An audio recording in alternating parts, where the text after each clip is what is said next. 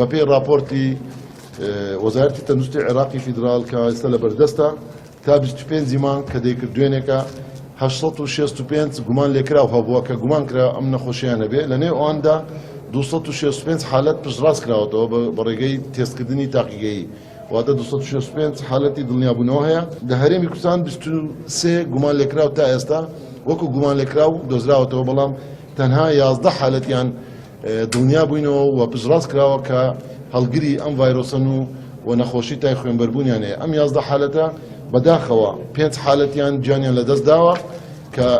حالەتەکانیش دوێنێ بینیتان دوێنێکە دوهامین حالەتی گیان لەدەستدان بوو لە هەرێمی کوردستان کە لە سنووری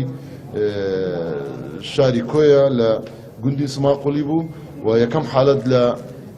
سنووری دەڤەری سۆران بوو و لە خەلیفان بوو حالەتی دووەم و لە مێرگەسوور و لە ناو شاری هەولێریش بە شێوەیەکی گشتی تەنها یەک ئافرەت